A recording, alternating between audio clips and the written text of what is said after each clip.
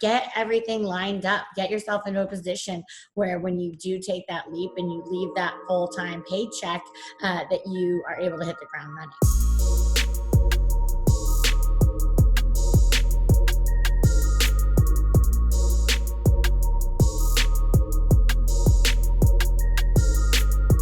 And we're live. Carolyn from Betts Recruiting, the OG Betts herself, the person who started it all. She's on the podcast during the quarantine. How are you doing?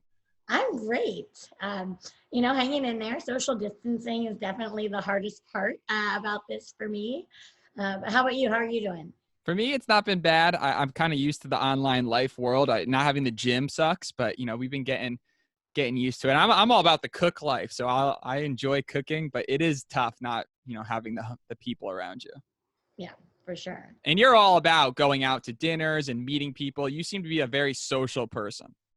Yeah, well, it's funny. My husband today asked me what do I normally eat for lunch, and I was like, well, back when we used to be able to have lunch with people in person, I pretty much went to lunch with somebody every day, and I listed my restaurants here in San Francisco that I would normally go to, and and then if not, then I would get salad or sashimi for takeout. But it's quite the adjustment.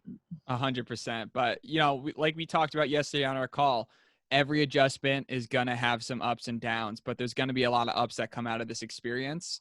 And I think that businesses are going to get much more optimized to be able to work online and be able to operate, not needing to be in any retail location. What do you think this is going to do to affect the overall economy? Well, I think Q2 is going to be rough for everybody. And I think we're all hopeful that with the measures that have been taken, with everyone social distancing and remaining at home, it will slow the spread. And Q3, people, because they paused for, I think the majority of Q1 and have really been trying to figure out the new normal, I think it's going to bounce back pretty quickly. So at least that's what I'm hoping for. So that's, I think we're all hoping for that. But I really think that, especially for what we do in recruitment, a lot of our searches have gone on hold recently. And I think we're still operating at about 30 to 40% of the open positions that we normally have during a given period. And so I imagine those companies that originally had these hires in their budget and needs to make this happen will, as soon as it goes back to working in the office and reevaluating their business, will bring back a lot of those hires. Absolutely. And one thing that I really enjoy about you and your philosophy is you're really good at, identifying opportunities even amidst the chaos. And we talked about this before, but the recruiting world is something that everyone needs. A good recruiter is absolutely crucial to basically be feeding a company good people, top talent, and being able to assure that they're making the smartest decision with their time, which is the biggest resources people are using when training and doing all this stuff. You've built an incredible recruiting company. I mean, everywhere I look, your branding's great. The people that work for you, great. And it all starts with you. You decide to create this idea and you're working with Career Builder at the time. And, just like a lot of people in the 9-to-5 life, they're doing their thing and something sparks in you and you're like, you know what, I can do this too. And you went on to build an amazing organization. But there's a lot of people that attempt to build these types of organizations and like a pinful make it to where you've made it. So number one, do you ever just stop and think, wow, we've come so far? Absolutely. Yeah, I actually think about that a lot of where we came from and where we are now and what it took to get there, right? So if I ever have a bad day, it's like, we are doing some really amazing things. We have, I think that a lot of times when you're at the top, what gets bubbled, a lot of things will get bubbled up and it seems, and not always all the wins, right? We get just the closing reports are the norm, but a lot of times, the client's not happy or whatever, and I have a hard time with that. So I do think about how fortunate we are to have built the business that we have and have the team in place that really are the people that do all the hard work. They find the great talent. You talked yesterday about Matt Anders and your experience with him, and that brings me so much joy to hear these anecdotes about about my team members and how they, get on the phone with someone or Zoom or meet in person and find out what it is that they want to do next in their career, and are able to present opportunities to help them get where they want to go. And it's just an incredibly rewarding career. And yeah, I feel very fortunate for the team that we've built. Amazing. Let's back it up a little bit and let's kind of hear about the intro days before, it's gotten to where it's at with over 100 employees at your peak. Obviously, you've had to figure some stuff out in the meantime, but I mean, it's a big, big organization. I think you said 5 offices across the country, across the globe. Where did it all start? Can you tell us about working at Career Builder and kind of what led your mentality to make the jump? And I mean, you bootstrapped this thing, which is even more crazy.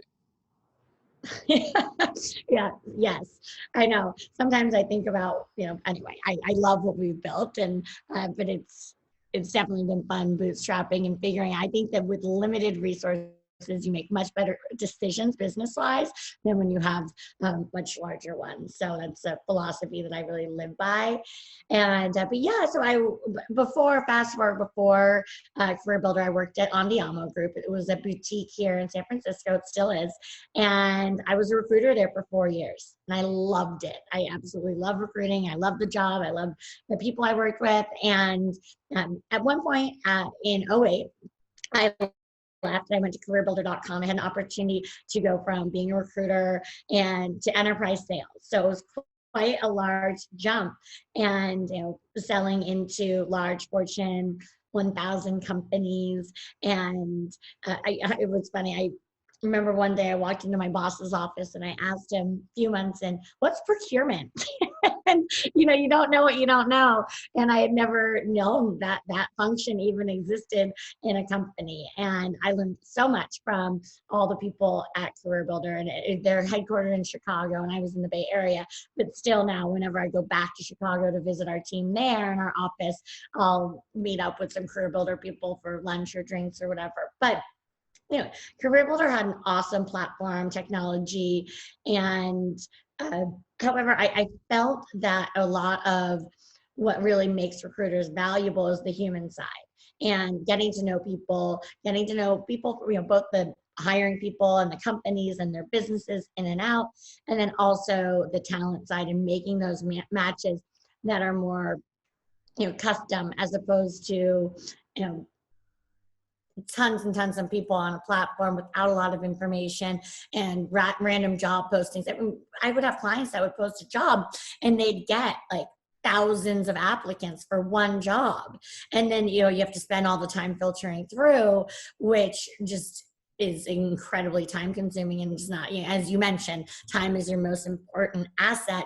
And in order to go through that, and then also the experience on the candidate side just is rough. How many jobs you have to apply for before you even get an interview? And we can do top of the funnel, bottom of the funnel. So that was when, I talked to my parents, and I considered working at the family business, and they encouraged me to start my own company. And so, yeah, day one, it was me in my 1-bedroom apartment, and just hitting the phone, doing the same sales process that any sales rep would do, finding companies that were interested, that were hiring, that wanted to partner with me and give me a chance, since, nobody knew me. And it worked. And that was relatively easy. And then just making sure that when I did find those initial clients, that we proved ourselves and that they saw the value in the service we were providing. That's so great. And it's interesting that you're talking about those early days, how your parents pushed you to start a business. Do you feel like that support was really what you needed at the time? Or do you feel like you completely believed in yourself? Or do you feel like that just kind of helped push you in the right direction?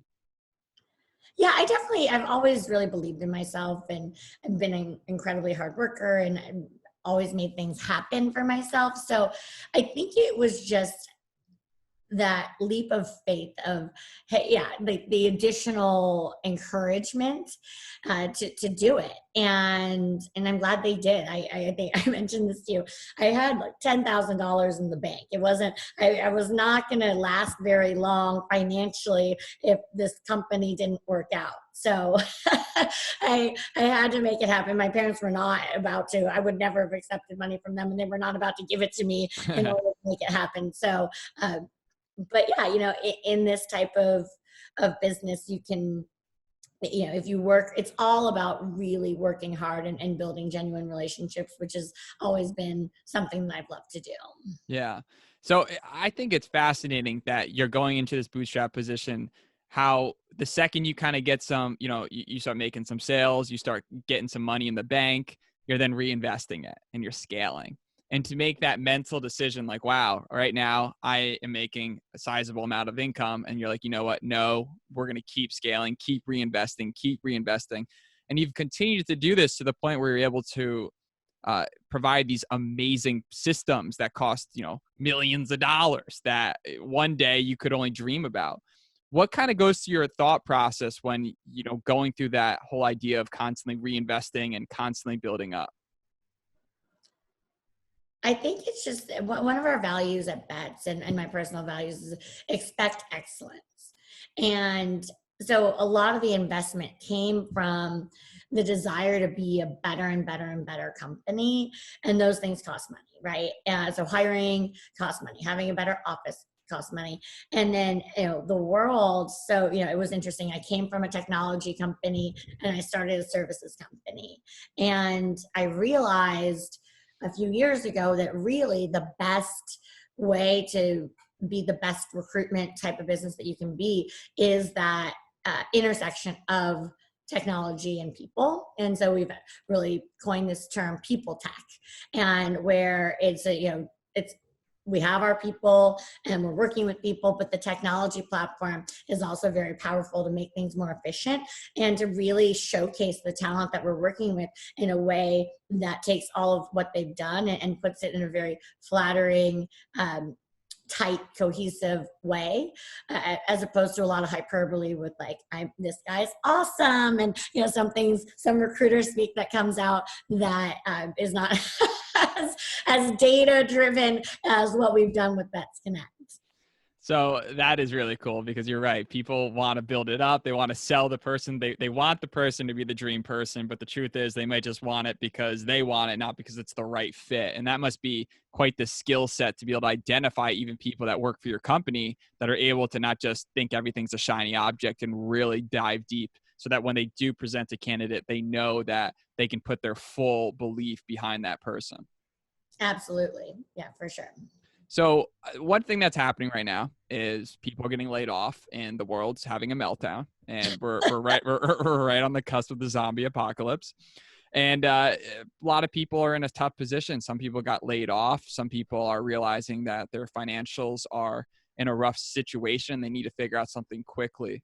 And obviously, we can always take measures to better put ourselves in positions where, number one, we are easily able to find new opportunities, new jobs, just basically creating a lifestyle that puts us in a position to always be able to provide for our family and for our friends, etc.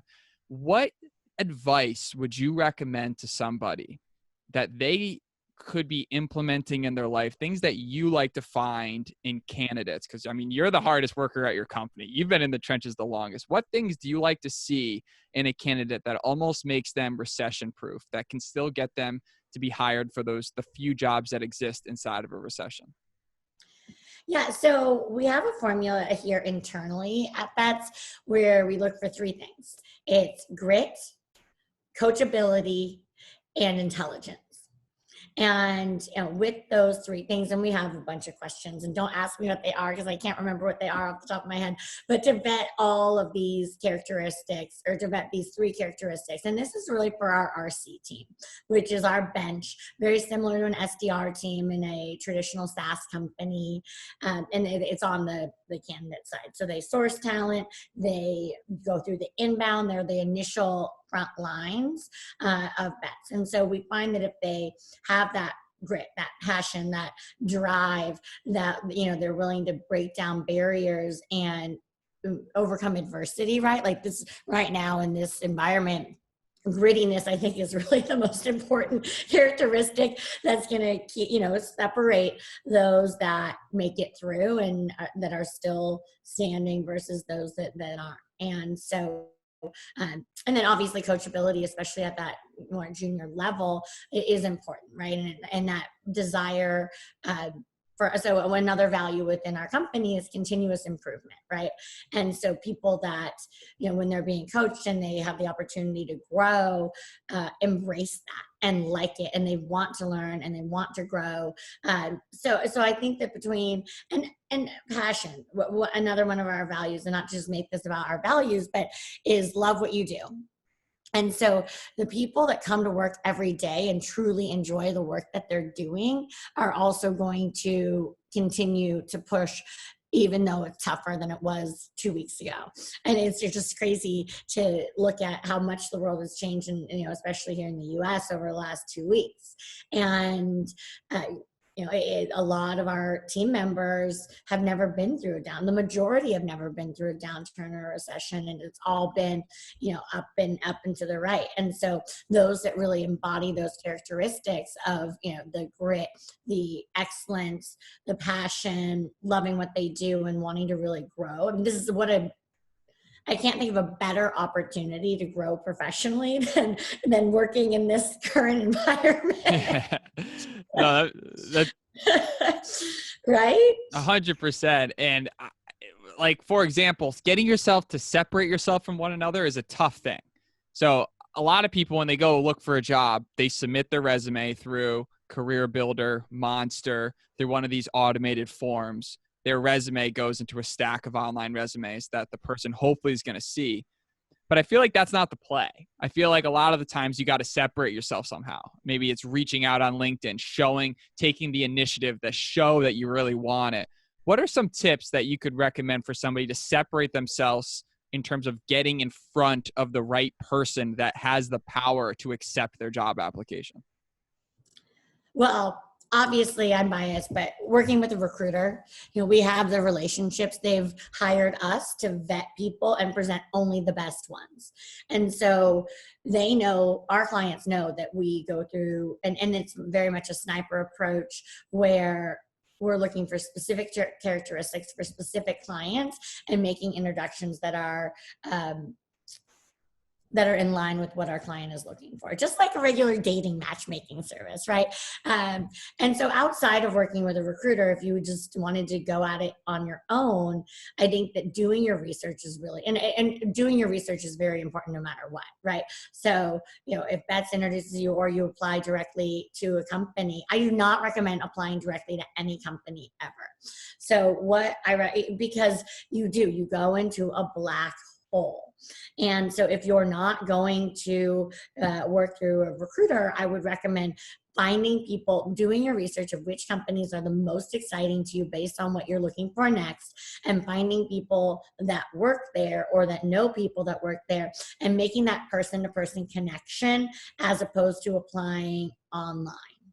So, I mean, that's my biggest thing, is you need an advocate and a champion and somebody that understands what that company is looking for, why you could likely be a fit to get you the top of the line. Because right now the line is long for a lot of these companies, and you want to get the fast, like Disneyland, whatever it is, to the front of the line, and you don't want to be, you know, waiting for hours, you know, in the sun while everyone else gets to go on the ride. I love that reference. That's amazing. I just came up with it. I've never used it before, but it's going to get on the list of things that I say. You got to coin it now. Right. So what is, like, on the journey of coming, there's two things I want to get at. Number one, first off, how are you finding, because, you know, being the CEO, being the founder, you're the number one salesperson, right? You're out there in the trenches. You're trying to find great companies that want to bring on Betts to become their provider for technologies. It's a two kind of part question. Number one, what are you doing to separate yourself from other recruiting companies to land these amazing companies that use you? And second, what do they look for typically that you guys tend to be? Okay. So 2 questions. So what do we do to stand out? Yeah. And what was the second one? And what do you do to get like land sharks, so land these big companies that are just absolute powerhouses that want to choose you? Right. So as we all know, recruitment is a relatively noisy industry. And, to my story, the barrier to entry is very low. And so how do we differentiate ourselves? And actually, I want to get back to the comment you made about me being the chief salesperson. And it's really funny because I think it's like a for better or worse idea where, yeah, I just can't help myself. I have a tendency to, see something and build these relationships and understand what would be a great opportunity for our company. But at our size, I really try and remove myself from the front lines and do more things like this and branding opportunities and allow my team to really bring business in the door.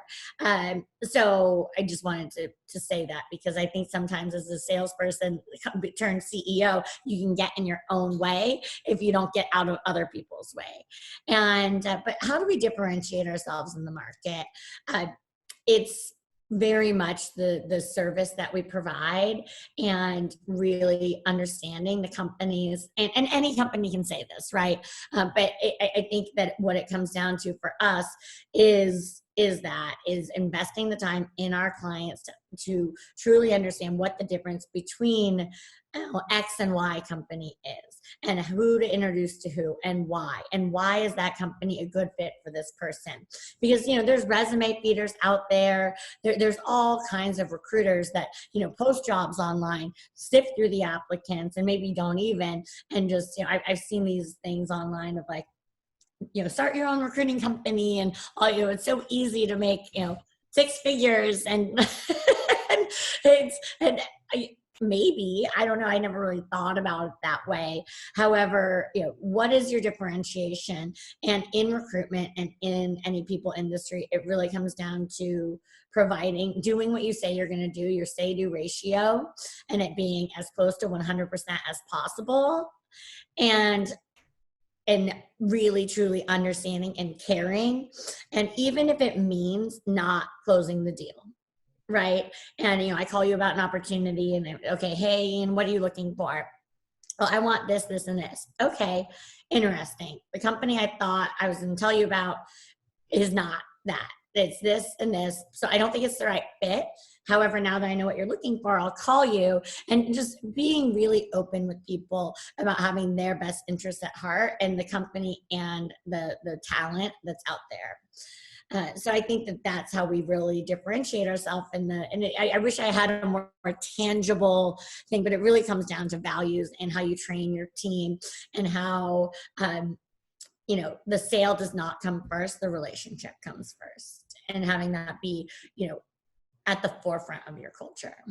Amazing. I can imagine you and your team would probably be amazing at real estate because it's like, almost like you're looking for these buyers and you're connecting them with these homes, I guess so.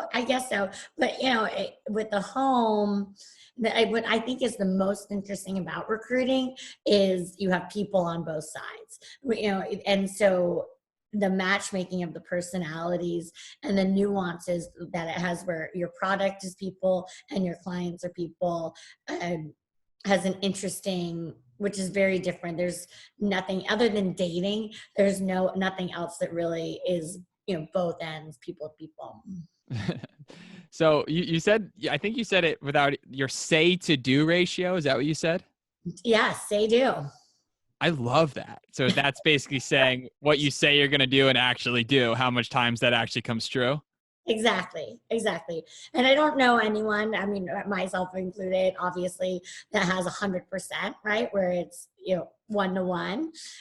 But as close to that as possible is where you want to be, I think, in life and in business. So I say, I'm going to call you. I call you. You follow through on what you say you're going to do. And that's how you build credibility in the world. I'm going to use that. I appreciate that. That's a gem. Your say to do ratio. Amazing. I appreciate that. So in the journey, in the come up and the building process, I'm sure you have a ton of stressful days. I'm sure that there's times where, work gets overwhelming. It can for anybody who's just works any job. And especially during the coronavirus times, mental health's a big deal. Yeah. What are some of the things that you do that like off the field that say when you're really overwhelmed with work and you just really want to detox, like what have you found works best for you? Maybe it could be meditation or any type of stuff that you're doing on the side to maintain your mental health and composure to be able to show up every day. Yeah, I'm a very avid exerciser and somebody so in the morning, I used to do Soul Cycle every morning, but now, so I would mix it up, but Soul Cycle was my favorite go-to. Now I use my Peloton. But it's interesting because we have the New York office, and so starting at, really 6 a.m. or even earlier my time, I can dive right into work. And so I really have to be disciplined to make sure that I make that happen. And sometimes if I know I'm going to have a difficult conversation and it's, I just don't do it until I have a chance to work out, because I come at everything a lot calmer and as a better leader when I can relieve my stress through working out, taking the endorphins, sweating, and then since coronavirus, I've been like meetings like this via Zoom are great and you get to be face to face. However, it forces you to be at your computer.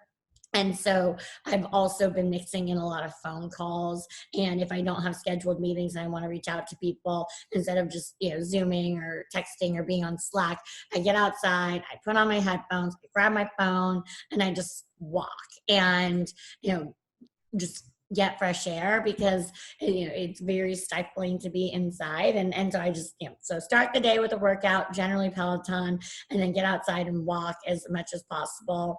And then in the evenings, where I used to go out with friends for dinner and stuff like that, a drink, I've been having happy hour over Zoom with family. I have a 7 p.m. family with my brother, my sister, my mom, my dad, everyone's kids, and not mine. I don't have kids, but so that's happening tonight at 7. So really trying to keep my social life active. And I've seen so many people doing this, so it's not like a super innovative idea, but even my mom is like loving Zoom now, which is really fun to see. It's so interesting because in a weird way, it's bringing everyone together, because a lot of times you probably would never do that. No. Yeah. No, it was like, oh yeah, like it's Father's Day coming up or Mother's Day or whatever the holiday was, and we would always get together for that. But not very often during the middle of the week at 7 p.m. getting the whole family on a Zoom. That's why I think that this whole thing is so good in a terrible way, because obviously we don't know how bad it's going to get, but there's just so much good that can come out of it, and that is coming out of it. And I guess you got to be a half glass cup half full for type of person in that sense. But get on your treadmill desk, get the exercise, get the endorphins. Don't feel like you're stuck in a cave. And that's, even this Zoom call right now, right? You got to sit down. You're not moving. It's a little bit like an hour long. It can be wearing on your body, but I like what you're saying. Get up, move, walk around, and just like move around. Absolutely. So in the come up, in the journey, was there any times, like say that you've reached you've opened up an office, you're trying to open up a second or third office. Did you ever hit like a really big low? Like not just when you started the company, but kind of a point where you're like, oh damn, this is sink or swim. I think that there's always the recency effect that gets in the way of like, it's like I've run multiple marathons, and every time I'm like doing another one, it's like I should have. And I think people say the same thing about childbirth, right? Where if you remembered how bad it was, you might not do it again. But so I think for us, the hardest decisions that we've had to make are walking away from investments that we made that were sizable. So, and for me, I don't see, so I'll give you an example. So we were in San Francisco. We launched New York probably 6 years ago, maybe longer. And we were hearing from all of our customers that they wanted help in Europe. So we went over and we were deciding Dublin or London. And we went with Dublin. And we got there, and probably a year plus into it, we realized that we should have done London. And I apologize to all you lovely Irish people out there. I don't know if you're from Irish descent, but it's such a lovely country. It just, there was so much more business for what we were doing in London. And we realized we could still service the companies that were building in Ireland from London. So we went to London and, we invested, we built, you have to open a whole new company. It's very expensive, all these visas, et cetera. And so we then did that in London. And we were operating there for quite some time, and it wasn't profitable. And as a self-funded bootstrap company, we really had to make wise financial decisions. I was flying over there a lot. My time is also valuable, to your point. And so a couple years into it, we made the decision to put it on pause, that it wasn't the right time, and that because you have to look at the opportunity, like what you had invested. And it's hard to be like, oh, but we've invested so much in this so far. But I really had to look at the opportunity cost of what it would take to get it to where we needed it to be, which was the big thing that we should have done sooner, was hire a local leader. And we did not do that. We sent our team over. They didn't understand the market. They hadn't done a lot of things and they were fabulous people and really hardworking, and they were frustrated too. And so anyway, so what we decided to do was pull it back. We still have our UK entity open. We could start up tomorrow there if we wanted to. So, and just because it was not then doesn't mean not ever. And it just wasn't the right time. And we were able to take those resources and expand to other markets in the US. So then we'd also expanded to Austin at that time, the Southeast, but we were able to open LA and Chicago, which have proven to be a lot bigger and more successful markets for us. And so I think if we did anything again, expanding it, would we go back to London? However, we had to make that tough decision to pull back, even after everything that we did to grow over there in Europe.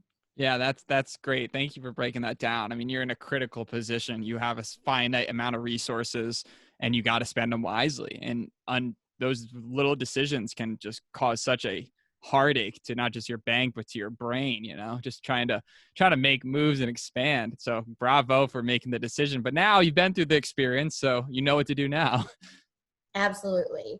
And then in other hard things, I think the other big thing is it's people problems, right? So it's like what makes our company. And I think most leaders that I talk to and interact with, that, bringing executives in from the outside, and, half of them are amazing and really help you take the company to the next level. And some people just aren't the right fit, and really understanding that is a normal, thing that happens in all companies, and it doesn't make anyone bad, but making those calls relatively early, I think, are really important to running a successful culture as well. Right. Yeah. Not letting friendships and personal relationships get in the way of, the reality. Exactly. Or because I think as a leader, when you're like, this person's going to be so fabulous, and they come into the organization and it's just not the right fit. It maybe, and not to put blame on any person, but it's happened to me, more than once. And so being able to understand that just because you thought somebody was going to be amazing, if they aren't, you just don't have to keep it going because of a political statement that you made, bringing the person into the company in the first place. Right. And that's how you say it's almost similar to dating. It's like you could have the wrong spouse, the wrong partner, and you could go throw a ring on it and then just be sad for 10 years. Or you can identify earlier and figure that stuff out and not be another statistic. Exactly. Now, so with this, speaking of that statistic, do you think the divorce rate's going to go up with this Corona thing, or do you think couples are going to be closer than ever? I don't know. That's such a great question. I feel like first of all, I'm not qualified to answer that. I'm a 27-year-old male that hasn't been in a relationship for a few years. But if I had to say it, I mean, maybe it would go, I would think it would increase the divorce rate. Because you're stuck with one person and you're stuck with somebody that you might not want to be stuck with. And that sounds like a nightmare, right? I think a lot of times people can escape, right? They have that escapitis where they can live a life outside of their home life, where they can go to their restaurant, go to the bar, go to their friends, go to cardio, go to yoga. They don't have any of those escapes right now. They got to face the reality of what their home life is. maybe if they don't have the right relationship with their kids, maybe they have to realize, wow, I don't have that relationship. I have to spend this time to rebuild. But at the other side, there might be some positives. It might be like, wow, like now that I've been forced to stay with you for a few weeks, you're really not that bad. I appreciate you. You know, who knows? It'll be interesting to see though. It will be. It will be. How do you foresee the recruiting industry being in the next decade? Like if you had to foresee, do you think it's going to be growing? Do you think it's going to change? How do you experience that? Yeah, I think there's a pendulum that swings in, I think technology is going to be, I think if you're not innovating with technology and having that be part of what you do and how you run your company, you're going to get left behind. And most, I think that technology is going to continue to innovate. I think that there's, as certain technologies enter the recruitment sphere, everyone always is like, this is, people are talking about AI and machine learning and, LinkedIn was going to wipe out all, recruiting services. And, it hasn't happened yet. And, however, I think that increasingly, and I think for forever in time, that technology and like I said, the people tech, the marrying of people and technology is going to continue to be more and more and more important as time goes on and as this industry evolves. And so that's what I think. And it already has happened. And it'll be interesting to see technologies that help automate some of these processes. However, I think that it is very much a, how deep can you go with that before it takes away the value that you're really adding and, just gets super creepy. So, I guess I don't know. I don't have a crystal ball, but I think technology is going to continue to take a bigger and bigger role. But then as that happens, then the pendulum generally swings back to it being more people driven. And I think we'll continue to see that go back and forth. I use the analogy with office space. So remember, I don't think you do because you probably didn't work back then, but it used to be like everyone wanted their own office and, in this and everyone had their own office and there wasn't a lot of common space. It was kind of the bottom of the totem pole. And then everyone knocked down all the walls and everyone was in the same room. And then people were like, we need more space to think quietly and get stuff done. And now we're in more of a happy medium type situation. And I see that happening with recruitment as well. Do you think that a lot of jobs are going to become obsolete because of the advancement of technology and just the intelligence of computers? Yeah, I mean, it's interesting to think about which jobs those are, right? And so, yeah, I think that technology will allow us to build a lot of efficiencies. However, like at the airport where you go and you sit down at a restaurant or bar and there's no person that takes your order and you put it into the computer. And I mean, that eliminated a ton of jobs, but I don't know about you. I don't really, I think us extroverts out there that want to know what's good and all that and meet someone and see where they're from and whatever it is, I think it's taken away a lot of the experience there. So, I think technology will for sure start to take away more jobs. However, at what cost does that bring in? And certain companies don't care. It's all about a cost basis and decreasing. And, and I think it's really tough too because the cost of living has increased and there's a lot of labor laws that come into play that can continue to increase wages that make certain businesses not sustainable unless they replace people with technology. So yeah, I guess, yes, I think technology is going to continue to replace people's jobs.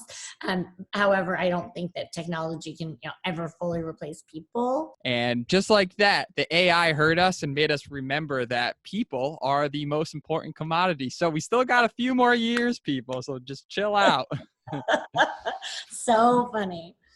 Well, Carolyn, this is really a staple, and I'm really excited to hear kind of this more of a closing out question, but it's kind of looking back at your life and where you've come from, back to that girl, even before you got into Career Builder.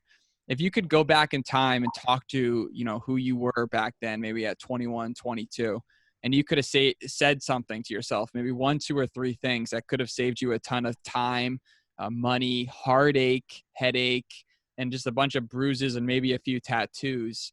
And it can't be that I wouldn't have said anything because it's made me who I am today, though it's a fantastic answer. What are some of those things that you would have said to yourself? It's interesting because it's what I've been saying to my team throughout this coronavirus pandemic of any hardship that you're going through is temporary. And, you do learn from it, right? And so anytime I'm going through something really challenging or difficult, I try and think of, okay, this is obviously going to be a learning experience for me, and I'm going to come out the other side much stronger than I was before. And there's my husband walking in the background there. Coronavirus. And so I think that